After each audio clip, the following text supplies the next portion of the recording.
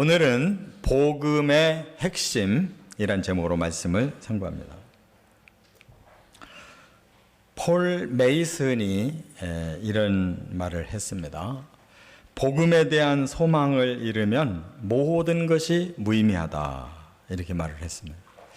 복음은 그만큼 우리들에게 절대적으로 중요한 것이다 하는 걸 강조한 말입니다. 제가 지난주에 저 표어를 따라서 비전 설교를 나누면서 이제 다음 주부터 매 주일 낮 예배마다 사도행전을 시리즈로 말씀을 나누겠습니다. 그랬습니다. 바로 저 표어를 이루어가는 사도행전적 교회가 되기 위해서는 사도행전이 어떤 말씀이 있는지를 알아야 되고 우리가 그대로 본받을 때 그런 결과를 거둘 수 있기 때문이었습니다. 사도행전이라는 단어부터 먼저 좀 알고 들어가면 좋겠어요. 사도는 스승사자 무리도자인데 예수님이 세우신 12사도를 의미합니다. 그리고 행전이라는 말은 갈 행자에 전할 전자를 써요. 그들이 어떤 곳에 가서 어떤 일을 했는지 그것을 다 모아서 기록한 책, 이것이 사도행전이었어요. 그런데 사도행전이라고 하는 글자 그대로 그 중심 축에는 사도들이 예수님의 명령과 또 뜻을 가지고 어떤 일을 했다라는 것을 거기 담고 있기 때문에 그 대표적인 사도 두 사람의 행전이 대부분입니다. 전반은 베드로의 행전이고 후반은 사도 바울의 행전입니다. 이 두 사람 다 예수님께서 아주 귀하게 들어 쓰신 그런 사도들이고, 그런데 이 사도행전이 정작 쓰여진 것은 베드로가 쓴 것도 아니고 바울이 쓴 게 아니에요. 누가라고 하는 헬라인 의사가 이 사도행전을 썼는데, 그는 예수님 당시에는 전혀 예수 믿는 사람이 아니었고 그 후에 헬라 지역을 전도한 바로 사도 바울의 제자가 되고 수행 비서가 돼서 바울을 임종 때까지 지킨 사람이 누가였고, 그 누가가 바로 예수를 믿은 후에 많은 사도들의 그 증언, 그리고 이 사람은 또 상당한 지식인이었기 때문에 많은 그러한 것들을 수집하고, 그리고 사도 바울의 직계 제자면서 평생을 수행한 가장 가까운 사람으로서 사도 바울을 통해서 또 많은 복음 진리를 알았기에 이렇게 멋있게 사도행전을 쓴 사람입니다.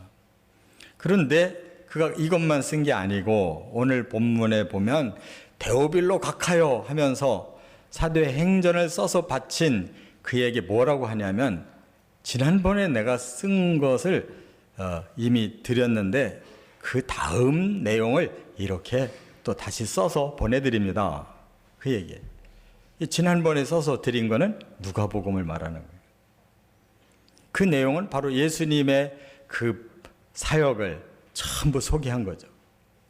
또 오늘 드리는 것은 바로 사도들의 행전을 모두 써서 드린다, 그 말이에요.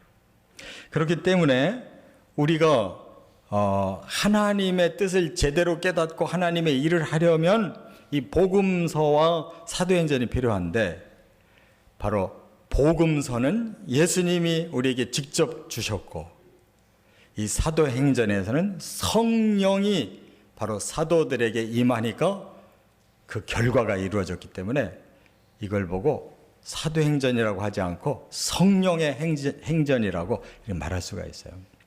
복음과 성령이 역사하실 때 이런 결과가 나타난 것은 바로 우리들도 똑같다는 것입니다. 그래서 초대교회에 일어난 모든 그 열매들이 오늘도 그 복음과 그 성령을 우리가 제대로만 믿고 무장하고 일하면 초대교회의 그 귀한 열매들이 오늘도 그대로 재현된다는 걸 꼭 믿으시기 바랍니다. 그래서 이제 오늘 본문은 누가가 이 사도행전을 쓰면서 그 서두의 세 절을 제가 먼저 써서 보내드렸던 그 복음서에 이런 내용이 있었습니다라고 간략하게 그 복음을 정리해서 지금 알려주는 거예요. 그렇기 때문에 이 세 절 안에는 복음의 핵심이 들어있다 그 말이에요. 그래서 우리가 복음과 성령을 붙잡아야 되는데 복음을 다 알기에는 우리는 힘들으니까 오늘 본문에 이 핵심만 알아도 아주 큰 수확이 있음을 믿습니다. 다음 시간에는 바로 성령을 우리가 깨달아야 되는 거예요. 그렇다면 이 복음의 핵심이 뭘까? 세 가지로 지금 설명하고 있어요. 첫째, 1절과 2절에 보면 예수님은 그리스도시다. 이걸 밝히는 게 복음의 핵심이에요. 1절에 데오빌로여 내가 먼저 쓴 글에는 무릇 예수께서 행하시며 가르치시기를 시작하신부터 그가 택한 사도들에게 성령으로 명하시고 승천하신 날까지의 일을 기록하였노라. 여기 주인공이 예수잖아요. 예수님이 행하신 일, 가르치신 일, 또 예수님이 택하신 사도들, 예수님이 보내신 성령, 예수님의 승천, 이런 걸 전부 써서 보여드렸다는 거예요. 그러면서 뭘 강조하려고 해요? 예수님이 구약에 하나님이 보내기로 약속하셨던 메시아 그리스도시다. 그걸 복음서에서 계속 증거하신 것이다. 증명시키셨다. 그 말이에요. 그렇기 때문에 바로 누가복음의 핵심을 짜서 추려보면 이 내용이라는 거예요. 중요한 건 뭐냐? 하나님이 인류를 구원하셔야 되겠는데 이대로는 더 이상 구원이 불가능해서 하나님이 큰 결단을 내리고 하나 약속하신 것이 있다는 거예요. 인류를 위해서 구원자를 보내야 되겠다. 그리고 구약에서 그걸 예언하셨다는 거예요. 바로 메시아라는 단어예요. 그걸 풀어서 읽어보면 기름 부음 받은 자. 하나님이 구원자로 세우신 기름 부은 자, 그 메시아를 히브리어로 말하는 것이고 이걸 헬라어로 바꾸면 그리스도라는 말이고 우리말로 바꾸면 구원자라는 뜻이에요. 바로 그 계획을 구약의 선지자들을 통해 계속 밝히셨는데 오시리라 한 그 메시아가 복음서에 오셔서 내가 메시아다, 그리스도다 라고 증명시키셨다. 그런 뜻인 줄 믿으시기 바랍니다. 그렇기 때문에 우리가 복음 그러면 그 주인공이신 예수를 알아야 되고 그 예수가 나를 구원할 구주시고 인류를 구원할 메시아라는 사실을 믿어야 나도 구원받고 이 세상의 모든 사람들이 함께 구원받는다. 그 말입니다. 그래서 우리가 이미 우리 교회에서는 이전부터 사복음서를 아주 중요하게 여겨서 제자훈련 3단계 지도자 반이 이걸 공부했잖아요. 사복음서. 누가복음 하나만이 아니라 4개의 복음서를 종합적으로 공부했는데 예수님이 도대체 하신 일이 뭐냐? 간단하게 추리면 4가지예요. 가르치시고 복음을 전파하시고 치유하시고 제자를 훈련시키셨다. 이게 예수님 하신 일 단데 왜 하셨을까? 바로 구약의 메시아 보내겠다고 하는데 내가 바로 그 메시아다 라고 성경을 가르쳐주신 거고 그리고 그 메시아로서 그가 이런 기적들을 일으킬 거다 하신 대로 내가 메시아로서 너희를 치유한다. 배고픈 자 먹이고 불구자들을 다 고쳐주고 죽은 자 살리는 이런 치유 사역하시고 그러므로 나를 믿으면 구원받는다라고 복음을 전파하시고 이 복음을 예수님이 계속 전하지 못하고 올라가셔야 되기 때문에 대신 전할 제자들을 세워서 훈련시키셨다. 이게 복음서의 4가지의 큰 주제예요. 하나로 묶으면 예수가 바로 그리스도다. 할렐루야. 바로 이 그리스도를 우리가 복음 안에서 만나고 이 복음이 우리에게 주시는 그 메시지대로 믿고 순종하면 구원은 우리에게 반드시 주어진다는 거 확신하시기 바랍니다. 매튜 아놀드가 이런 말을 했어요. 평화와 안녕을 가져온다고 당신이 생각할 수 있는 모든 방법을 다 시도해 보십시오. 그러면 당신은 반드시 예수 그리스도 외에 그것을 가져다 줄 수 있는 다른 방법이 없다는 것을 알게 될 것입니다. 그랬어요. 사람들이 얼마나 평안을 갈구합니까? 얼마나 안식하고 우리가 즐겁게 살고 싶어 합니까? 그런데 아무리 노력을 해도 안 된다는 거예요. 결국 그 길은 한 길밖에 없구나. 예수 그리스도밖에 그 길을 주실 분이 없구나라는 결론에 이르게 될 것이다. 이렇게 매튜 아놀드가 말했어요. 저와 여러분의 고백도 그렇게 되어지길 바랍니다. 두 번째는 3절 상반절에 보면 뭐가 핵심이냐? 예수님은 십자가에 죽으시고 부활하셨다. 이것이 핵심이라는 거예요. 여기 3절 상반절에 그랬어요. 그가 고난받으신 후에 또한 제자들에게 확실한 많은 증거로 친히 살아계심을 나타내사 40일 동안 그들에게 보이시며, 예수님이 이 복음서의 모든 사역을 마치신 후에 마지막으로 예수님이 친히 그 사역에 자신을 들이신 두 가지 사건이 있었다. 하나는 십자가에 달려 돌아가시고 또 하나는 3일 만에 친히 살아나셨다는 거예요. 그 왜 그러셨을까? 이것이 사람을 구원할 수 있는 유일한 방법이었기 때문에 당신 자신이 거기에 희생하고 거기에 하나님의 뜻에 순종했기에 죽고 살아나셨다. 그 말이에요. 우리 사람은 죄를 지면 창조자의 그 공의의 법칙에 의해서 죄값을 치러야 돼요. 그래서 우리가 죄값을 치르려면 가장 무서운 죄값이 죽음이라는 거예요. 죽음은 두 가지가 있어요. 육체의 죽음과 영혼의 죽음. 그래서 육체는 이 땅에서 흙으로 만들어졌기에 흙으로 돌아가면 그만이었는데, 영혼의 죽음은 지옥까지 가서 우리가 생생하게 살아있는 상태로 영원히 그 죄값을 치러야 된다, 그 말이에요.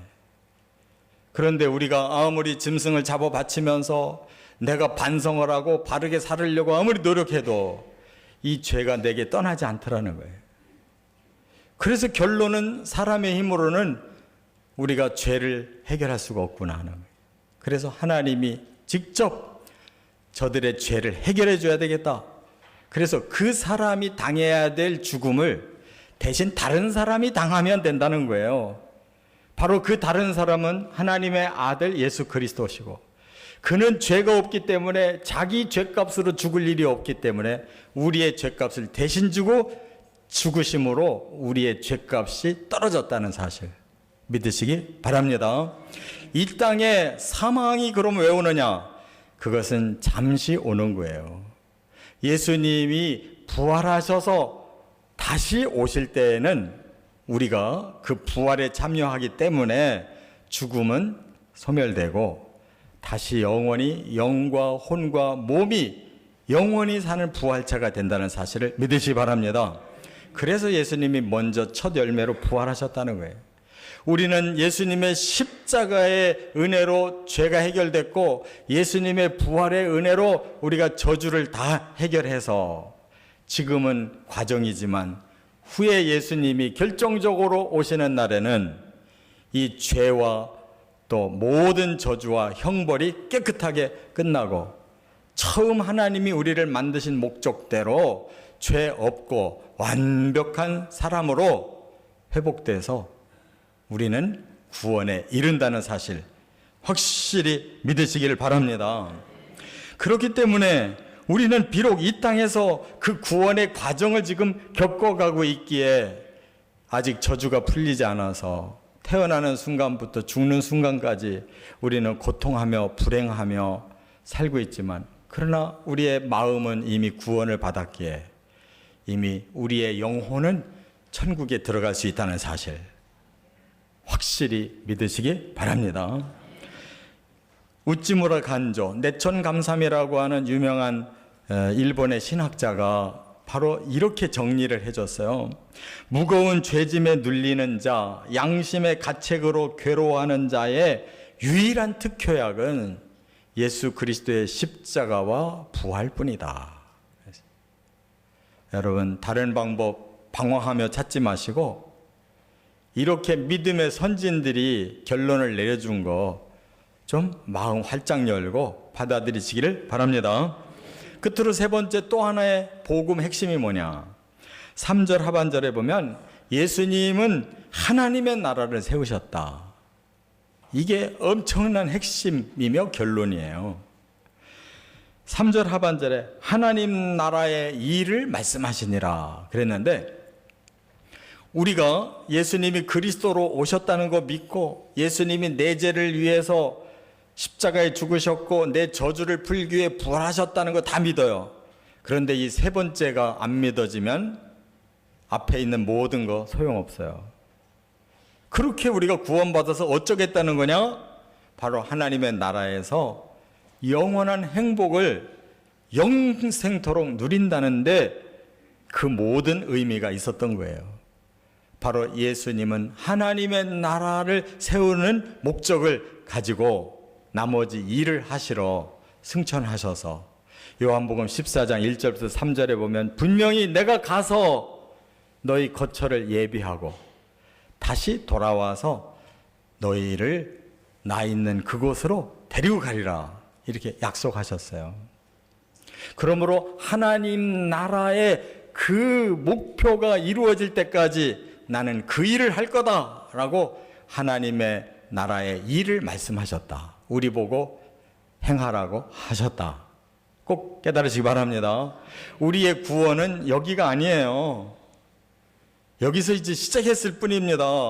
아니, 나 예수 믿는데 뭐 하나도 바뀐 게 없냐? 왜 이렇게 힘드냐? 힘들 수밖에 없어요. 천국에 가야 풀리는 것입니다. 그렇기 때문에 천국을 안 믿고 이 땅에서 뭔가를 이뤄보려고 하는 사람은 잘못 방향을 잡은 거예요. 아직 믿음이 제대로 서지 않은 것입니다. 우리는 궁극적으로 천국을 향해서 바로 하나님의 나라의 그 일을 계속해 나갈 때 궁극적 목표가 이루어지는 줄 믿습니다. 그 나라는 우리의 영과 혼과 몸이 다 살아나고 완벽한 존재가 되기 때문에 이 땅에 나를 버리고 뭐 엉뚱한 세계로 가나 이렇게 근심 걱정할 필요가 없어요. 나라는 존재는 결코 사라지지 않고 완벽해져서 그곳에서 영생하는 것입니다. 그렇기 때문에 요한계시록 22장 1절에 그 변화를 이렇게 가르쳐 줬어요. 수정같이 맑은 생명수의 강을 내게 보이니 하나님과 및 어린 양의 보좌로부터 나와서 길 가운데로 흐르더라. 강 좌우에 생명나무가 있어 12가지 열매를 맺되 달마다 그 열매를 맺고 그 나무 잎사귀들은 만국을 치료하기 위하여 있더라.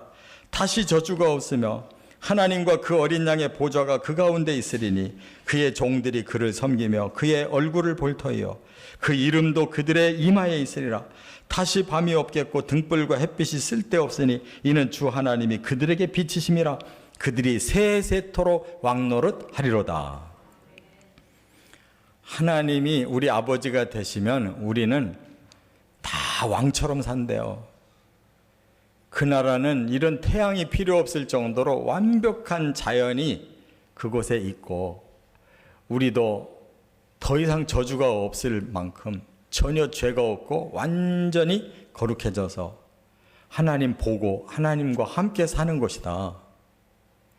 여러분, 우리의 이상을 좀 더 높이시고 비전을 좀 더 키우시길 바랍니다. 시시하게 이 땅에 비전만 세우고 살지 말아야 될 것을 꼭 믿으시기 바랍니다.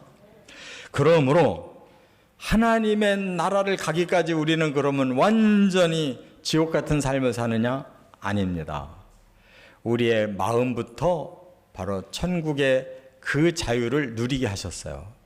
그래서 예수님이 누가복음 17장 21절에 분명히 그랬어요. 하나님의 나라는 너희 안에 있느니라. 그랬어요. 여기서부터 천국이 시작된다는 거예요. 그리고 사도 바울은 로마서 14장 17절에 이렇게 말씀했어요. 하나님의 나라는 오직 성령 안에 있는 의와 평강과 희락이라. 이미 너희 안에 하나님의 나라가 이루어져 있으면 너희는 의롭게 살기 시작하고 또한 평화가 임하기 시작하고 기쁨이 임하기 시작한다. 이렇게 말씀했어요. 이 천국을 누리시기 바랍니다. 그러므로 우리의 마음의 천국부터 영원한 하나님 나라의 천국까지 어떻게 다 누릴 수 있느냐? 그러기 위해 교회가 필요한 거예요. 예수님이 제자들에게 교회를 의탁하고 가신 이유는 천국 복음을 주고 성령으로 천국을 그 마음속에 생성시켜서 이 땅에서부터 천국을 누려가지고 예수님 다시 오셔서 우리를 부활시켜서 데리고 가서 천국에 들어갈 때까지 교회의 역할이 필요하다. 믿으시 바랍니다.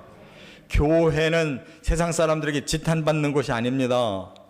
교회는 모든 죄인들, 악인들, 쓰레기 같은 사람들을 다 데리고 와서 이곳에서 거룩한 하나님의 사람으로 시작하게 하고 그 마음의 천국을 누리기 시작하면서 변화되고 점점 성숙해져서 천국까지 꼬린시키는 영적 병원인 거예요.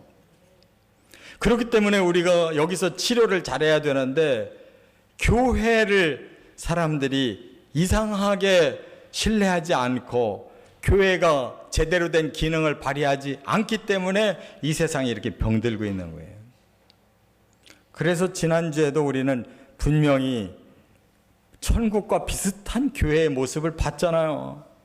오늘 장로님도 바로 그 내용 가지고 기도하시고 그 부러운 세계를 우리가 하기를 원한다고 그랬잖아요.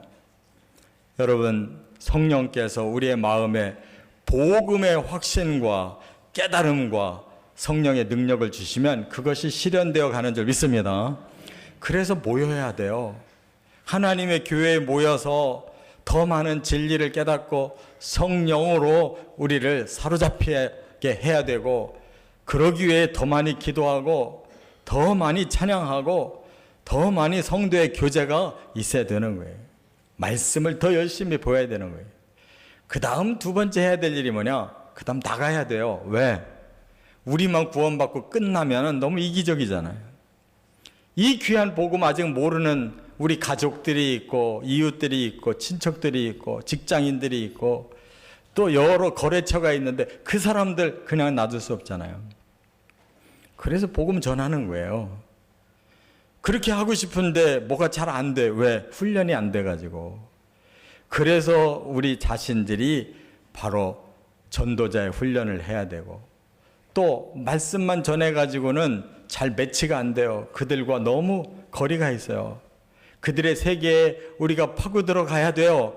그러기 위해서 그들이 필요로 하는 것을 우리가 섬김의 사랑으로 주는 문화사역도 복지사역도 모든 필요한 사역들을 우리가 배우고 실천해야 된다, 그 말이에요. 그게 교회가 하는 일이에요.